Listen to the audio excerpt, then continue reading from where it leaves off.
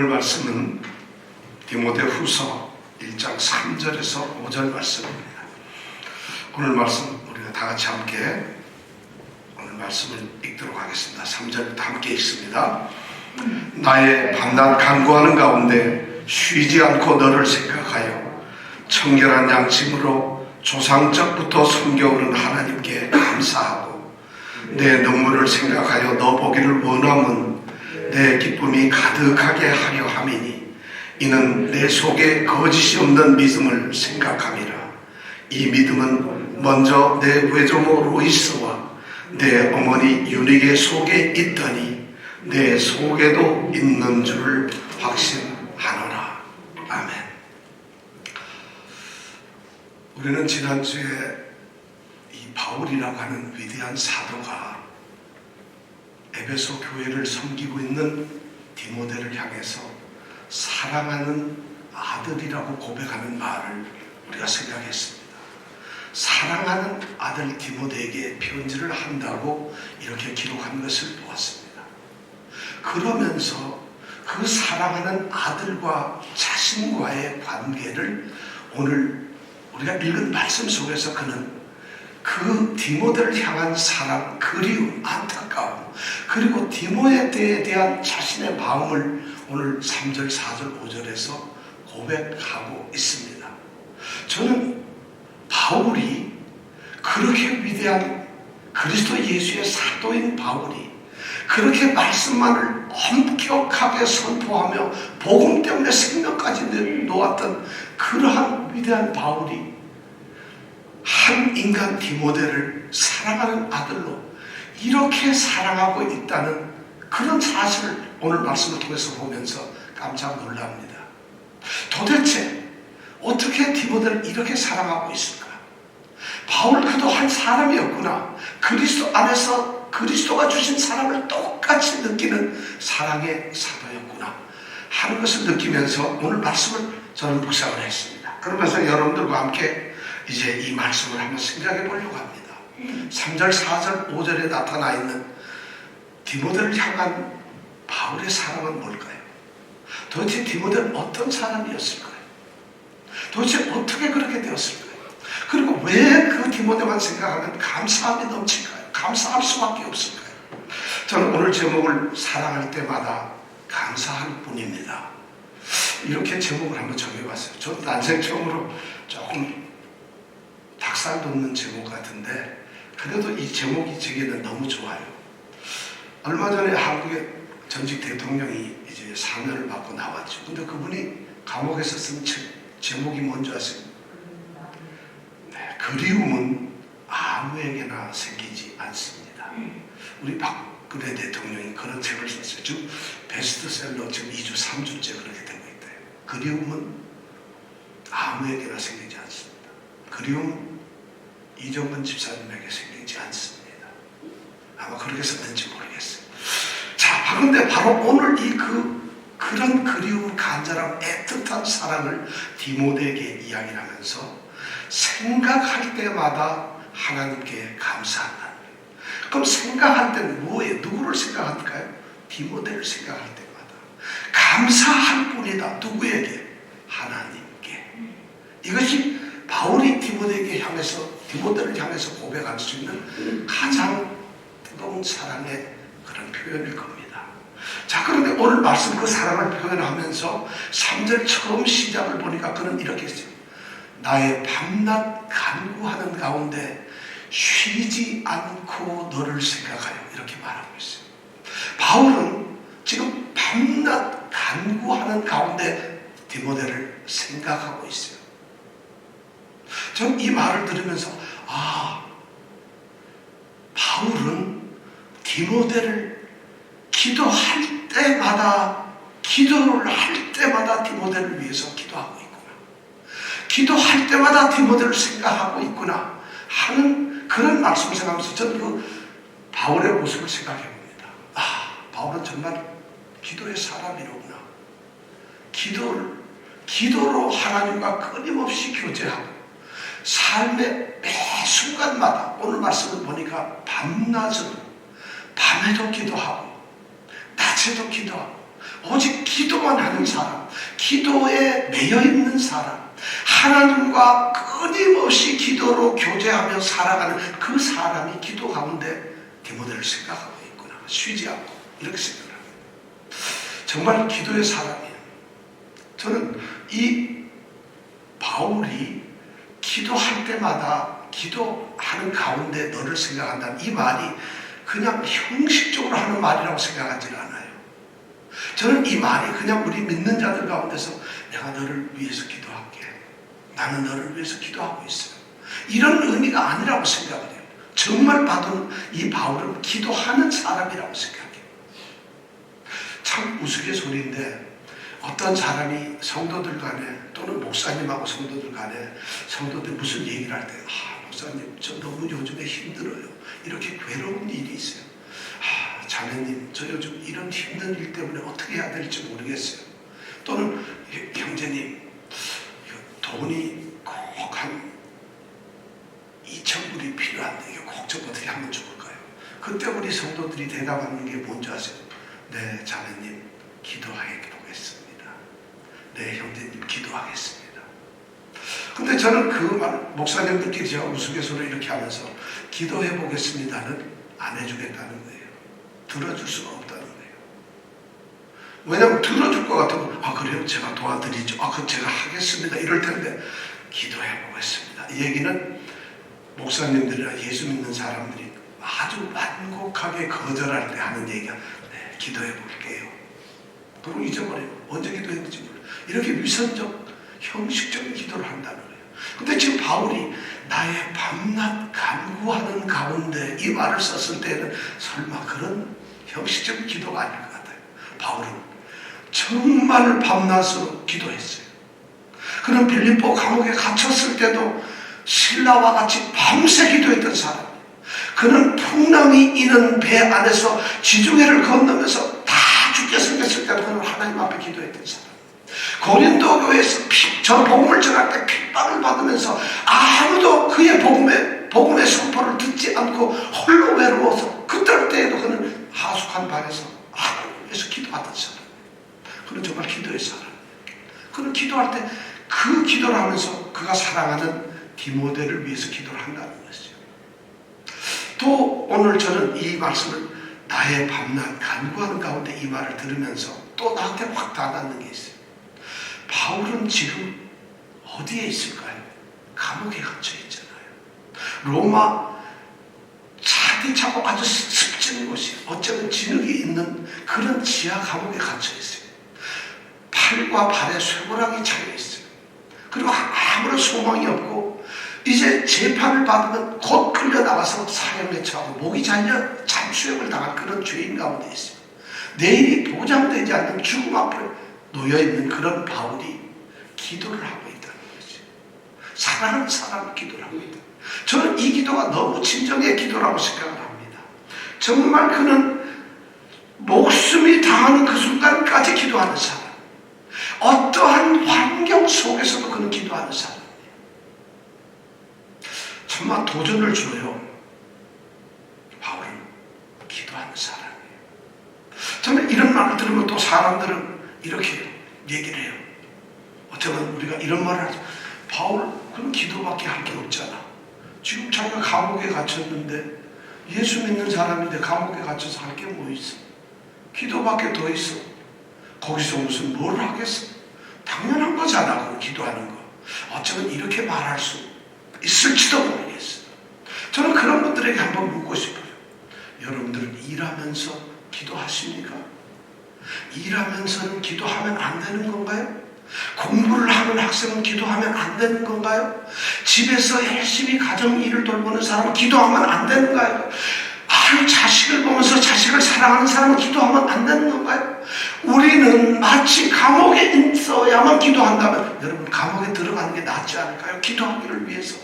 기도는 감옥에서 하는 게 아니라 어디서든 하는 거예요. 어디서든지 기도할 수 있어요. 나는 일이 너무 바빠서 기도를 못합니다. 제가 너무 요즘에 바쁘거든요. 제가 몸이 아파가지고 기도를 못해요. 제가 요즘에 신경 쓰는 일이 많아서 기도를 못합니다. 지금 바울에게 우리는 그런 말을 할 수 있을까요? 바울을 아마 그런 말 하면 바울이 이렇게 얘기하겠다. 자매님, 그렇게 바쁘시군요. 그럼 감옥으로 들어오세요. 저와 같이 기도하실까요? 그렇게 바쁜데. 어쩌면 그런 얘기를 하면, 집사님, 감옥 들어오세요. 그렇게 바빠서 기도를 못 하시는군요. 아유, 기도하기 위해서 감옥으로 들어오셔야죠. 기도는 핑계가 없는 것이에요. 기도는 이유가 없는 것이에요. 기도는 우리 믿는 성도들에게 가장 중요한 하나님과의 교제의 삶이 기도거든요. 하나님과 동행한다는 것은 하나님이 그냥 옆에 왔다 갔다 하시고 나도 왔다 갔다 하는 것이 아니에요. 그분과 끊임없이 대화하고 그분과 이야기를 나누고 그분의 생각을 내가 받아들이고 나의 생각을 그분에게 전하고 하는 것이 동행이에요. 그 방법이 기도예요. 그 방법이 기도라는 거죠. 그런데 바빠서 기도를 못해요. 하나님과 동행하면서 기도를 못해요. 할 수가 없어요. 오늘 우리에게 너무 도전 주는 말이에요. 나의 밤낮 간구하는 가운데 밤낮 기도 속에서 밤낮 기도하는 중에 그는 디모데를 생각하고 있다는 것이에요. 그러면 이 바울은 디모데를 생각하면서 기도할 때 오늘 벌써 보니까 너를 생각할 때마다 하나님께 감사한다 그래요. 감사할 수밖에 없어요. 생각만 하면 감사가 터져요. 생각만 하면 눈물이 막 나는 것이 아니라 감사가 나와요. 생각만 하면 화가 나는 것이 아니라 하나님께 감사가 나와요. 뭐지? 도대체 하나님께서 이런 디모데를 만드셨기 때문에 그런 거예요. 하나님께서 이 디모데를 이렇게 만들어 오셨기 때문에 이 디모데가 될 수 있었던 것은 하나님의 일이기 때문에 그는 하나님께 감사할 수밖에 없다고 생각합니다. 그러면서 그는 그 하나님을 놀랍게도 소개를 이렇게 하고 있어요. 3절에 보면 청결한 마음으로 조상적부터 섬겨오던 하나님께 감사하고 이렇게 말을 하고 있어요. 바울이 지금 감사하는 하나님은 어떤 분인가 하면 바울 자신이 청결한 양심으로 섬기는 하나님, 청결한 양심으로 섬겨오는, 그리고 그렇게 섬겨왔던 하나님을 섬기는 것, 하나님은 어떻게 섬겨야 하는가를 바울은 이야기를 하고 있어요. 하나님은 말이죠, 그냥 우리의 탐욕 때문에 섬기는 게 아니에요. 우리의 유익 때문에 하나님을 우리가 사랑하는 것이 아닙니다. 하나님은 내 필요에 의해서 하나님을 섬기는 게 아니에요. 지금 바울 사도는 청결한 양심, 죄 하나 없는, 흠 하나 잡을 것이 없는, 꺼리낄 것이 없는, 책망할 것이 조금도 없는 순전한 그런 마음으로, 그런 양심으로 하나님을 섬긴다고 얘기하고 있습니다. 하나님을 섬기는 것은 바로 두 가지예요. 이 청결한 양심이라는 것, 청결은 깨끗하다는 것이에요. 영적으로 순수하게 영적으로 섬긴다는 거지. 양심으로 섬긴다는 건 뭐냐면 도덕적으로 깨끗하다는 거지. 꺼리낄 게 없어요. 여러분, 하나님을 섬기면서 양심이 없는 사람, 양심이 화인 맞아서도 하나님을 섬기는 사람들이 있어요. 근데 지금 바울이 오늘 우리에게 들려주는 놀라운 말은 감사밖에 할 수 없는 그 하나님은, 디모데를 생각할 때마다 감사할 수밖에 없는 그 하나님은 내가 영적으로, 도덕적으로 정말 깨끗하고 완전하게 그렇게 섬기는 하나님이라고 이렇게 말하고 있다는 것이죠. 오늘 우리에게 하나님을 그렇게 섬기기를 원해요.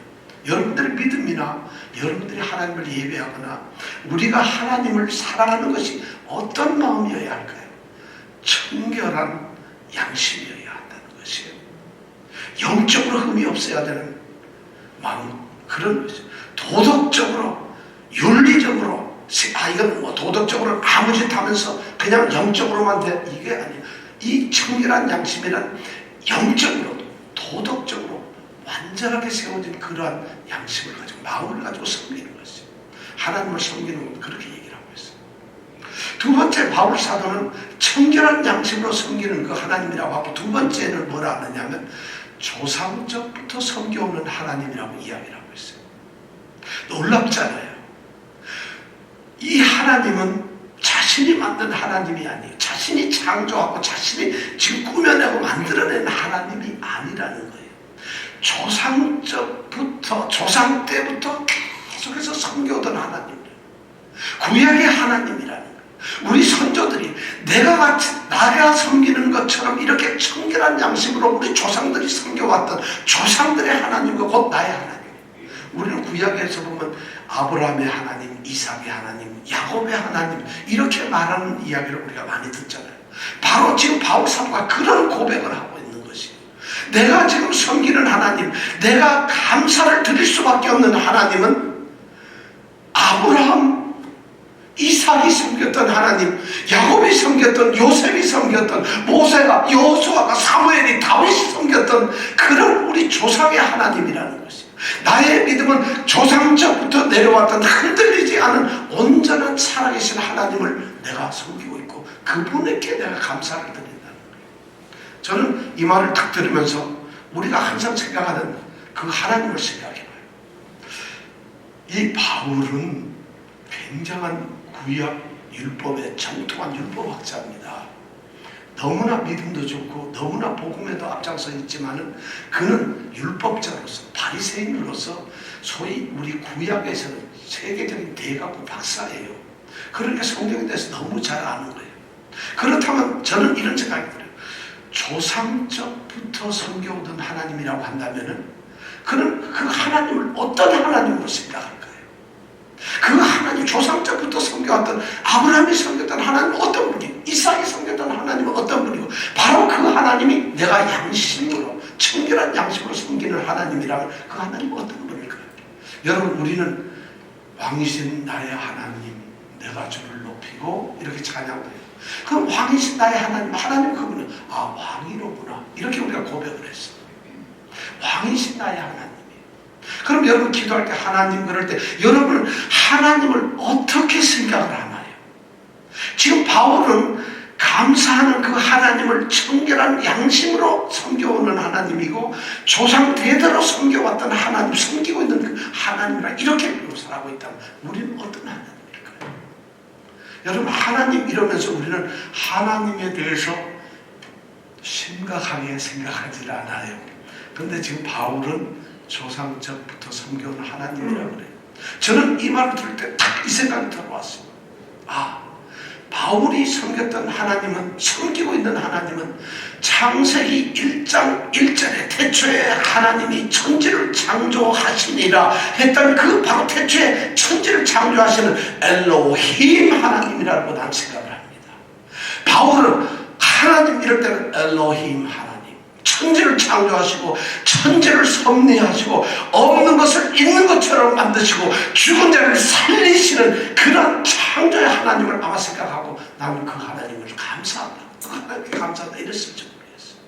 어쩌면 그는 조금 더 지나가서 창세기 14장에 나오는, 우리가 14장에 나오는 그 살렘 왕 멜기세덱을 만나서 거기서 그가 하나님이 어떤 분이는가를 또 한 번 생각해요. 그분이 바로 누구냐면 엘리온이라고 하는 하나님, 지극히 존귀하신 하나님, 너무 높으신 분이고 너무 귀중하고 너무 존귀한 그런 분, 그가 생각하는 하나님은 바로 아마 그런 하나님이었을 거예요. 그런 하나님, 조상때부터 섬겼던 하나님은 아마 그런 분 아니었을 거예요. 어쩌면은 창세기 16장에 나오는 하나님일지도 몰라요. 16장에는 우리가 아는 대로 하갈이 사라의 질투를 받고서 부엘세바 쪽으로 쫓겨납니다. 거기서 이 하갈을 하나님이 만나주세요. 부엘라헤로이라고 하는 우물가에서 만나게 돼요. 생물가에서 만나죠. 그때 이 하갈이 하나님을 향해서 고백하는 거지. 엘로이 하나님이에요. 엘로이 하나님. 나를 살펴보시는 하나님, 나를 돌보시는 하나님, 나의 모든 형편을 일일이 감찰하시는 하나님, 이 감찰하시는 하나님, 아마 바울은 그 하나님을 지금 생각하고 있습니다. 어쩌면은 창세기 17장에 나오는 17장 1절에 나오는 하나님을 생각할지 몰라요. 바울이 99세가 되었을 때 아브라함이 99살이 되었을 때 하나님이 그에게 나타나요. 그리고 그 하나님께서 아브라함에게 뭐라고 하느냐면 나는 전능하신 하나님이다 이렇게 말을 하세요. 전능하신 하나님, 엘샤다이 하나님이에요. 엘샤다이 하나님, 무엇이든지 넣지 못할 것이 없는 완전하신 능력 있는 전능하신 전지하신 그런 하나님을 아마 지금 바울 사도는 생각하고 있어요. 1장 1절에서 그가 고백했던 게 뭐예요? 하나님의 뜻으로 말미암아 그리스도 예수의 사도가 되었다고 얘기를 하잖아요. 아마 하나님의 뜻에서 말하는 그 하나님은 어떤 분일까요? 바울은 아마 이런 하나님을 생각하고 있어요. 그냥 하나님은 시시한 하나님이 아니에요. 아무렇게나 생각할 수 있는 하나님이 아니라 조상적부터 섬겨왔던 정말 인류의 모든 것을 주관하시고 온 우주에서 홀로 한 분이신 창조주 하나님을 생각하고 있었을 거예요. 그런 존귀하신 하나님을 생각하고 있었을 거예요. 정말 그래요. 우리가 지난주에 또 읽었던 성경이 이사야서 40장 말씀. 이사야서 40장에서 바울이 이사야가 그렇게 얘기하죠. 소년도 피곤하고 넘어지고 장정도 자빠지고 뒤집어지지만 여호와를 앙망하는 자는 새 힘을 얻으니 독수지처 날개쳐 올라감 같을 것이요 저가 걸어가도 피곤치 아니하겠고 우리가 지난주에 읽었잖아요. 거기에 나올 때 보면은 영원하신 여호와 하나님이라는 말이 나와요. 바로 영원하신 하나님 엘 올람 하나님. 바로 이 바울은 어쩌면 이사야 선지자가 40장에서 말했던 그 영원하신 하나님, 조금 더 변치 않으시고 언제나 내 곁에 계시고 언제나 한결같고 언제나 능력이 부족하지 않으시고 언제나 모든 것을 나를 이렇게 만들어 주셨던 그 하나님, 디모데를 오늘 디모데가 되게 이렇게 꾸며주셨던, 이루어 주셨던 그 하나님께 감사하고 있어요. 그럴 수밖에 없죠. 조상적부터 섬기던 하나님은 바로 그런 하나님이었을 거예요. 그러니까 바울이 얼마나 디모데를 사랑하는지 알잖아요. 내가 기도하는 가운데서, 밤낮 기도하는 가운데서, 밤낮 나는 기도하고 있어. 그런데 쉬지 않고 기도할 때마다 너를 생각해. 너를 생각하기만 하면 난 하나님께, 내가 청결한 양심으로 섬기는 하나님, 내가 우리 조상들 대대로 섬겨왔던 그 하나님께 난 감사한다. 이것이 바울이 고백하는 사랑이에요. 디모데에 대한 사랑이에요. 디모데는 도대체 어떤 사람인데 이럴까요? 어떻게 바울 사도는 이런 디모데에게 이런 사랑을 쏟아줄까요? 저도 우리가 정말 그런 사랑을 받는 그런 성도였으면 얼마나 좋을까요? 자, 오늘 말씀 3절 4절 이렇게 보니까 바울 사도가 얼마나 디모데를 이렇게 생각하고 있는지, 생각한다는 말을 3번씩이나 해요. 보니까 3절에 보니까 쉬지 않고 나의 밤낮 간구하는 가운데 쉬지 않고 너를 생각한다. 4절에 보니까 내 눈물을 생각한다. 5절에 보니까 내 속에 거짓이 없는 믿음을 생각하고 있다. 이렇게 생각을 하고 있다. 온통 정말 이 디모데는 바울의 심장 속에, 머릿속에 가득 차있는 바로 그런 사람인 것 같아요. 그쯤 되면은 사랑하지 않는다고 사랑하는 아들이 아니라고 말할 수가 없겠죠. 자, 그 말씀을 한번 생각해 볼까요? 기도하는 가운데 쉬지 않고 너를 생각한다. 너를 생각한다. 디모데를 생각한다. 자, 기도합니다. 바울이 하나님 하고 딱 부르면 하나님 감사합니다. 하나님 영광 받으시옵소서 하고 기도를 합니다. 감옥에 있는 그가. 그러면 딱 떠오르는 게 뭘까요? 쉬지 않고 너가 떠오르. 디모데가 떠오르고 있어요. 디모데가 생각나는 거예요. 디모데라는 그 한 인간이 생각나요. 사랑하는 그 디모데 한 사람이 생각하는 거예요. 정말 이거 대단합니다. 디모데. 다른 걸 생각하는 게 디모데 그 존재 자체를 생각해요. 디모데라고 하는 그 사람 자체를 생각해요. 어떤 한 사람이 이렇게 바울의 마음을 기도 가운데 사로잡을 수 있었을까요? 여러분, 이정근 집사님이 만약에 어떤 사랑하는 친구나 누구에게 기도할 때마다 이정근 네가 생각난다. 너가 생각나 쉬지 않고 이런 사람이 된다면 얼마나 행복할까. 근데 그분이 짜증나는 것이 아니라, 불쾌한 것이 아니라, 힘든 것이 아니라 하나님께 감사할 수밖에 없는 사람으로서, 감사의 조건으로서 생각난다면 얼마나 행복한 사람이겠어요. 지금 디모데를 생각하면서 바울 사도가 쉬지 않고 너를 생각한다. 디모데라는 사람을 생각하면 감사하지 않을 수가 없다고 얘기를 하고 있어요. 왜냐하면 그 사람은, 디모데는 사랑하는 아들이에요. 그가 그렇다고 바울처럼 사도입니까? 그렇지 않아요. 디모데를 가만히 생각해보면 루스드라 지방에서 그 어렸던 소년, 자기가 돌에 맞아 죽겨가게 되었을 때 그 어머니 옆에 서가지고 자기를 보았던 그 소년을 생각하고 있어요. 그리고 그 소년이 자기를 따라다니면서 날마다 그리스도 안에서 빚어지면서 그리스도의 사역자가 되기 시작합니다. 복음 전도자가 되기 시작합니다. 그리고 하나님을 정말 아름답게 섬기는 사람이 됩니다. 완전한 하나님의 사람, 너 하나님의 사람아, 이런 말을 들을 정도로 하나님의 사람으로 바뀌어가는 디모데를 생각합니다. 기도 속에 그걸 생각해요. 그리고 지금은 정말 얼마나 성숙되었는지 에베소라고 하는 바울이 개척한 그 아름다운 교회에 사역자로 그를 세워놓고 있다는 거죠. 그러니까 디모데를 생각하면 너무 얼마나 성장된 이 디모데, 얼마나 자랑스러운 성장, 얼마나 정말 사람들에게 드러내놓고 싶은 그런 디모데 아닙니까? 그러니까 디모데를 생각하면 바울은 감사할 수밖에 없어요. 우리 사랑하는 성도들이 정말 이름만 불러도 자랑할 수 있는, 하나님께 감사할 수 있는 성도들이 되시기를 바랍니다. 정말 너무 좋잖아요. 최 집사, 하나님께 감사해요. 최 집사, 이렇게 되면 얼마나 좋을까요? 이 집사님, 하나님 너무 감사해요. 이 집사님, 기도하면 너무 감사해요. 이런 감사의 사람이 된다. 디모데가 지금 바로 그런 사람이에요. 디모데라는 사람만 생각하면 그냥 감사하나님께 감사밖에 안 나와요. 지금 바울은 3절에서 그걸 고백하고 있는 것이에요.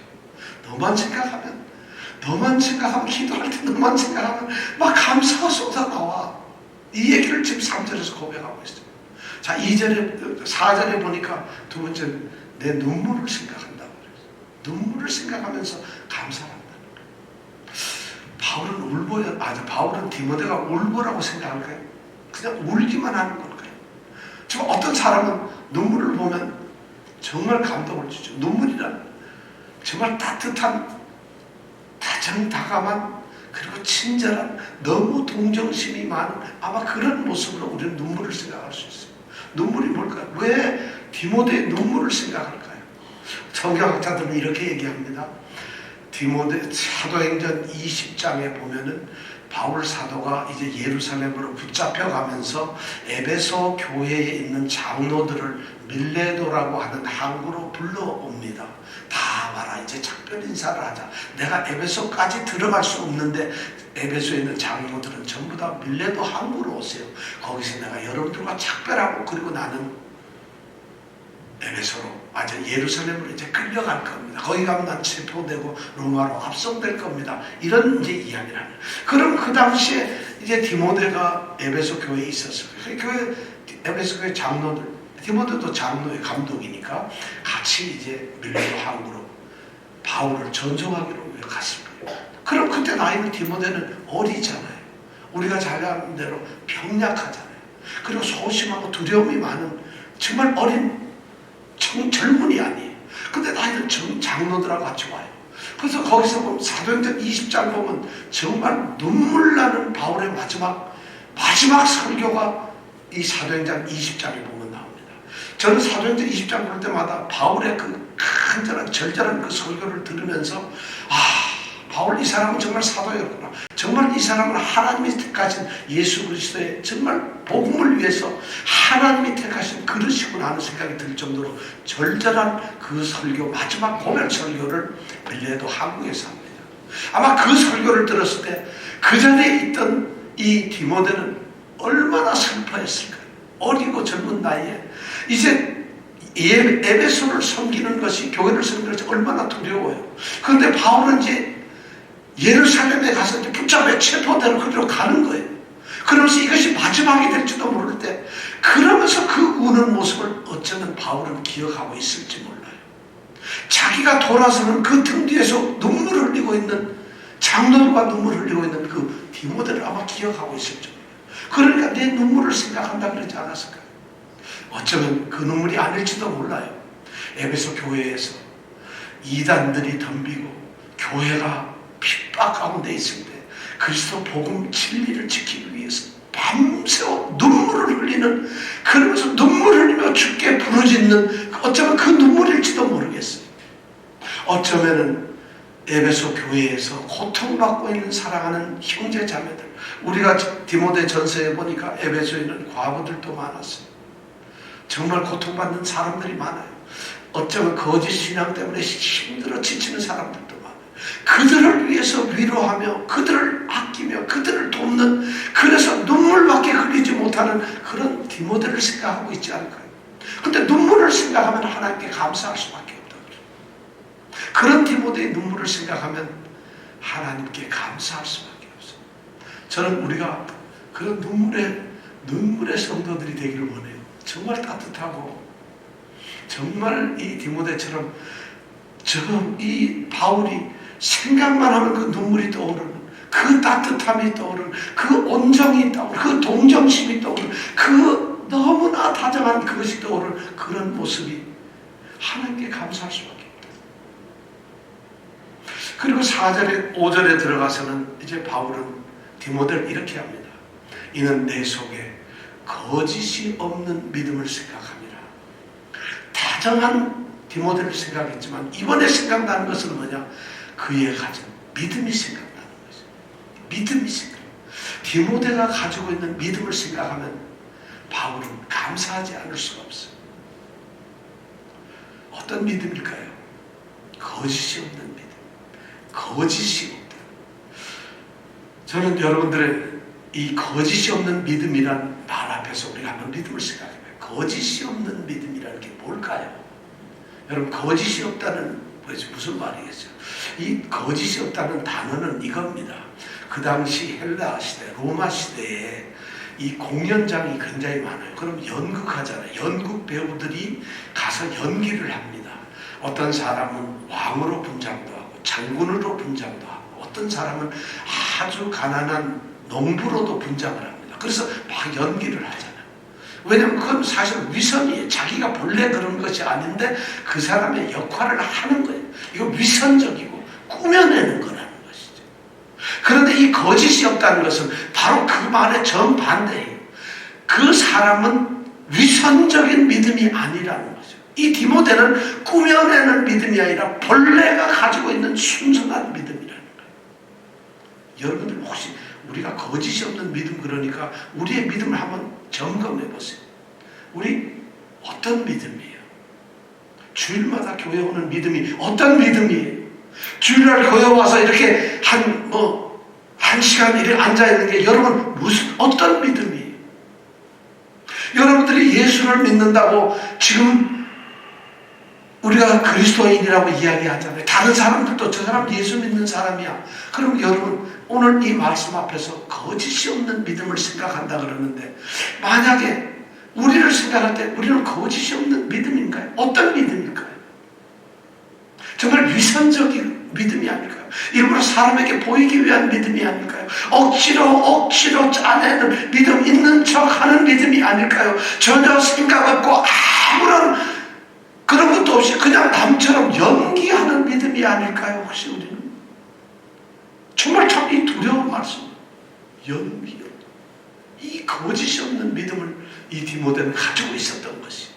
그러니까 바울은 기도할 때 거짓이 없는 그 디모데의 믿음만 생각하면 하나님께 감사할 수밖에 없어요. 그는 믿음이 정말 잘 자랐어요. 도대체 그런 믿음이 어디서 나왔을까? 오늘 말씀해 보니까 이 믿음은 내 외조모 로이스와 내 어머니 유리게 속에 있었다. 바로 자기의 어머니, 디모데의 어머니, 그리고 디모데의 외할머니로부터 물려받은 믿음이라는, 바울이 조상적부터 섬겨오는 하나님이었다면 디모데가 가지고 있는 이 믿음은 조상적부터 내리는 믿음이라는 거죠. 정말 대단합니다. 아마 정말 믿음의 가정에서 태어났다, 이렇게 생각할 수 있어요. 외할머니가 믿음의 사람이었을 거예요. 어머니 윤희계가 믿음의 사람이었을 근데 놀라운 게 있어요. 유닉의 어머니는 유대인이에요. 그리고 외할머니 로이스도 유대인이에요. 그런데 디모데는 유대인일까요? 아닐까요?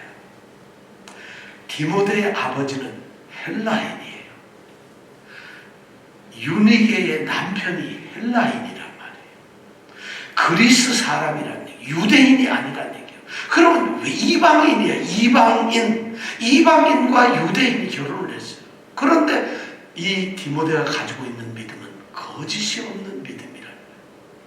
저는 여기에서 생각할 때 지금 디모데가 가지고 있는 이 믿음이 만약 외할머니와 어머니로부터 전수받았던 믿음이라고 한다면, 바울이 그것을 인정한다고 한다면, 바울은 유니게나 로이스가 가졌던 그 믿음을 알고 있는 것이에요. 할머니, 어머니의 믿음을 바울은 인정을 하고 있는 것이에요. 바로 그 믿음이 디모데에게 전해졌다고 하는 것이에요. 그러니까 디모데의 믿음이 바로 그런 믿음이라는 거죠. 내 외조모 로이스와 내 어머니 유니게 속에 있더니 지금은 어디에 있어요? 내 속에 있는 줄을 확신하노라. 디모데 너에게 있는 줄 확신하노라. 우리 부모님들 아들, 딸 신앙교육 잘 시켜야 됩니다. 물론 아버지, 어머니가 훌륭한 분이기 때문에, 믿음의 사람이기 때문에 자녀들이 반드시 믿음의 사람이 된다는 법은 없어요. 사람들은 이 말을 가지고, 많은 목사님들은 믿음은 전수되는 것인데 부모의 믿음이 자식에게 간다. 그렇지는 않은 것 같아요. 저는. 안 그런 사람은 아주 세상에 너무 악하고 죄 많이 진 그런 사람의 후손인 아들이 위대한 사역자가 되는 경우도 우리 너무 많이 봐요. 위대한 목사님의 정말 잘 섬기는 그 분의 자제들을 보면은 엄청난 사람이 진짜 많아요. 뭐 이렇게 보면 어떨까요? 아브라함, 이삭, 야곱.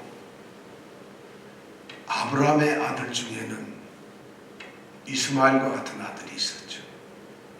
이삭의 아들 중에는 에서 같은 사람도 있어요. 야곱의 아들 같은 사람 중에는 맏아들처럼 계호를 겁탈하는 아들도 있어요. 요셉의 아들이 잘 되지 않았어요. 사무엘의 아들이 잘 되질 않았어요. 위대한 다윗 왕의 아들들이 다 잘 되질 않았어요. 솔로몬의 아들들이 훌륭하지 않았어요. 참 성경에 보면 훌륭한 분들의 아들들이 한결같이 이렇게 잘 되질 않았어요. 그런데 오늘 이 말씀 가운데 보니까 디모데는 어머니나 외할머니가 너무 믿음의 사람이었다는 것이죠. 도대체 이 믿음이 어디서 나왔을까요? 도대체 이런 믿음이 어떻게 생겼을까요? 도대체 우리 부모들이 믿음을 만약 자식들에게 믿음의 삶을 살도록 우리가 이끌어준다면, 양육한다면 어떻게 해야 될까요? 바울은 이 디모데 후서를 쓰면서 이 뒤에 보면 3장 15절부터의 말씀을 기록을 하고 있습니다. 오늘 3장 15절 말씀 우리가 한번 15절 16절 말씀을 한번 읽어보기를 원합니다. 여러분들 보세요. 3장 15절 16절 어떻게 이 외조모와 어머니는 디모데를 교육했을까요? 바울은 그것을 어떻게 알까요? 제가 먼저 3장 14절 말씀을 읽고 난 다음에 15절부터 함께 읽겠습니다. 그러나 너는 배우고 확신한 일에 거하라. 네가 누구에게서 배운 것을 알아라. 자, 그리고 15절 같이 읽습니다. 시작. 또 내가 어려서부터 성경을 알았나니 성경은 능히 너로 하여금 그리스도 예수 안에 있는 믿음으로 말미암아 구원에 이르는 지혜가 있게 하느니라. 모든 성경은 하나님의 감동으로 된 것으로 교훈과 책망과 바르게 함과 의로 교육하기에 유익하니 이는 하나님의 사람으로 온전케 하며 모든 선한 일을 행하기에 온전케 하려 함이라. 외할머니와 어머니가 디모데를 양육했던 것은 하나님의 말씀으로 그렇게 교육을 시켰다는 것을 우리는 알 수가 있어요. 지금 바로 이 편지 속에 디모데후서 잠깐 뒤에 3장에 보면은 바울 사도는 지금 이렇게 내가 어려서부터 성경을 알았다는, 어려서부터 어떻게 성경을 알았을까요? 어머니가 가르쳤겠죠. 할머니가 읽어줬겠죠. 나의 사랑하는 책 비록 헤어졌으나 어머님의 무릎 위에 앉아서 듣던 성경. 우리 이병택 이정근 집사님은 나 어려서 그런 경험이 하나도 없는데요. 없기 때문에 자녀들에게 성경을 안 읽혀주나요? 읽지 말라고 그러는 건 아니시죠? 지금 이 디모데는 그런 신앙을 가졌어요. 내가, 바울 사도가 인정을 합니다. 내가 어려서부터 성경을 알았다. 근데 그 성경이 어떤 거냐? 너로 하여금 예수님 안에, 예수를 믿는 그 믿음으로 구원에 이르도록 하는 지혜를 바로 성경이 주고 있단다. 그래서 성경을 했다. 근데 성경이 바로 그런 책이라는 거야. 그럼 성경이, 모든 성경은 어떤 거냐? 하나님께서 감동하셔서 쓴 책이라는 거예요. 그럼 성경이 무슨 용도로 쓰이냐? 교훈하는데, 책망을 하는데, 바르게 세우는데, 그리고 의로 교육을 하는데 굉장히 유익한 거지. 바로 성경이 그런 목적이라는 거예요. 그럼 그 성경은 어떻게 될 것이냐? 바로 왜 그런가 하면 하나님의 사람으로, 디모데가 바로 하나님의 사람 아닙니까? 여러분, 우리가 하나님의 사람 아닙니까? 디모데, 우리가 5장인가 6장에서 너 하나님의 사람아, 이것들을 피하고 오직 의와 경건과 믿음과 사랑과 온유와 인내를 쫓으며 하자. 바울 사도가 디모데를 향해서 하나님의 사람이라고 디모데를 부르잖아요. 바로 하나님의 사람으로, 예수를 믿는 사람으로 우리를 같은 성도를 통해서 성도로 하여금 온전케 하며 모든 선한 일을 행하기에, 모든 착하고 옳고 선한 일을 행하는 데 있어서 온전케 하려 함이라.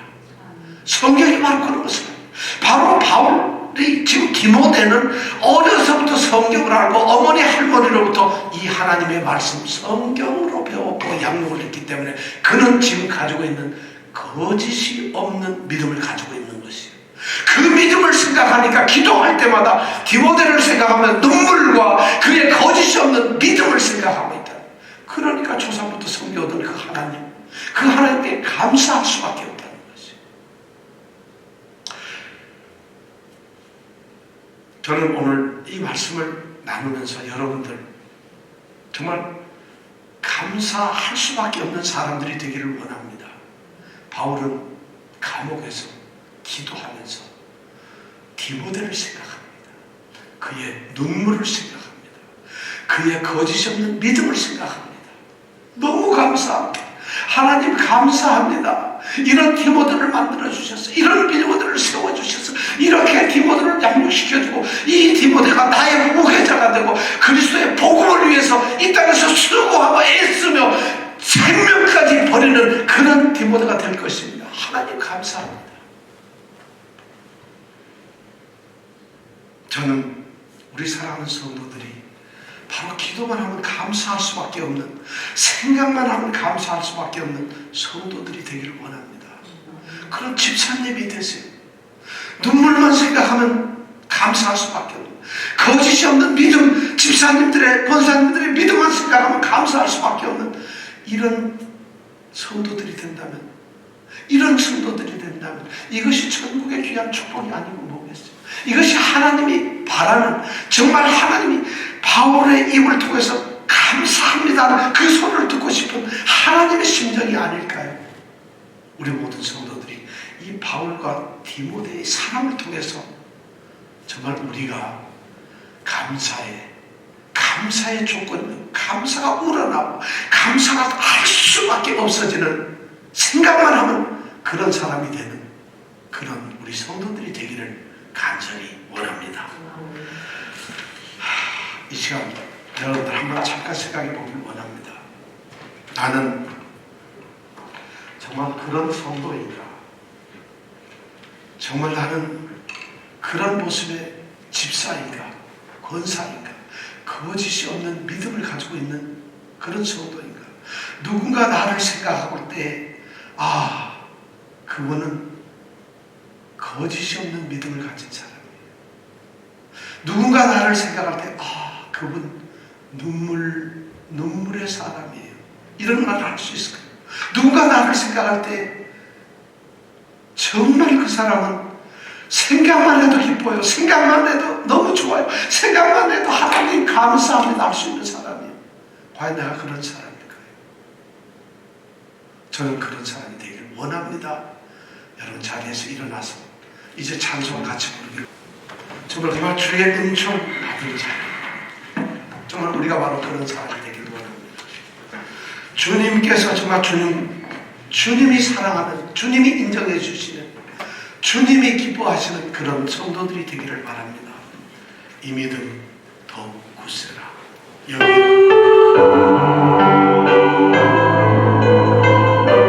우리의 이 찬양이 우리의 고백이 되기를 바랍니다. 정말 우리 이런 사람이 되기를 원합니다.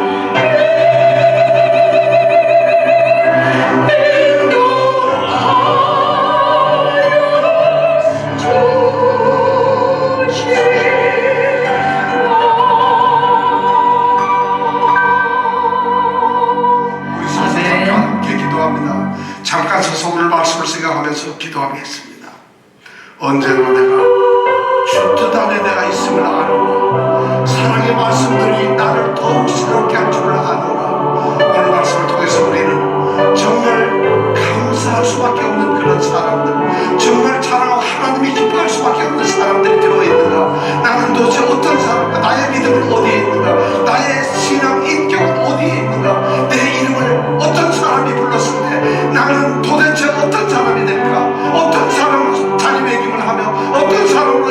받으며 어떤 사람의 모습을 그들에게 비춰주고 있을까? 오늘 바울에게 비춰진 디모데는 이름만 불러도 감사할 수밖에 없는 사람이었고, 그를 생각하기만 하면 그는 하나님 앞에 감사하지 않을 수 없는 그런 심정을 줬던 사람입니다. 오 아버지 하나님, 우리의 눈물이, 우리의 믿음이 거짓 없는 믿음을 되게 안 된다고, 이 시간 우리가 그런 사람이 되어나오냐고 간절히 다시 한번 뜨겁게 기도하기를 원합니다. 기도하겠습니다. 아버지 하나님 감사합니다. 아버지 하나님, 우리를 축복해 주시옵소서. 우리의 모습을 아버지 하나님 보게 하여 주시옵소서.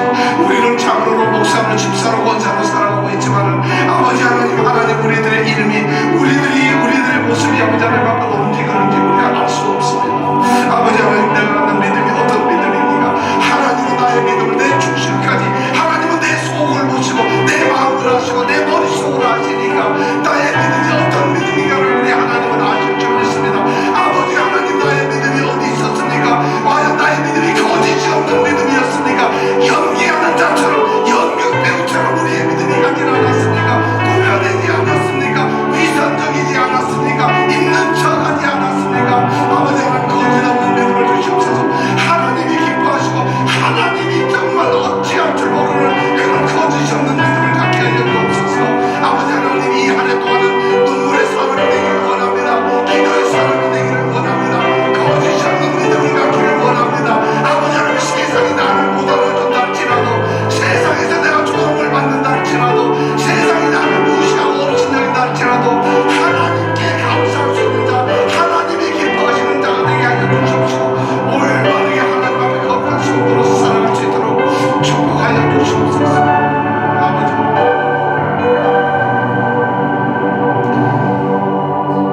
우리 하나님 앞에 간절히 기도했습니다. 또 기도하면서 살겠습니다. 또 날마다 결단하면서 살겠습니다. 하나님이 우리를 부르셔서 성도로 세워주셨어요. 거룩하게 구별을 시켜주셨어요. 하나님이 택하신 거룩하신 사랑하신 자처럼 그렇게 살지를 못했다면 아버지 하나님, 우리의 이름 속에 그런 것을 심어주시고, 우리의 인격 속에 그런 것을 심어주시고, 우리의 삶 속에 그런 모습을 하나님 심어주셔서 예수의 생명으로 거듭난 새로운 사람으로 삼아주셔서 이제 우리가 이름이, 우리의 직분이, 우리의 가정이, 우리의 삶이 드러날 때마다, 사람들에게 드러날 때마다 정말 하나님께 인정받으며 세상에서 칭송을 받는 거짓 없는 믿음, 눈물에 가장 존귀한 성도의 직분에 합당한 그런 하나님의 사람 되게 하여 주옵소서. 그렇게 살기를 간절히 원합니다.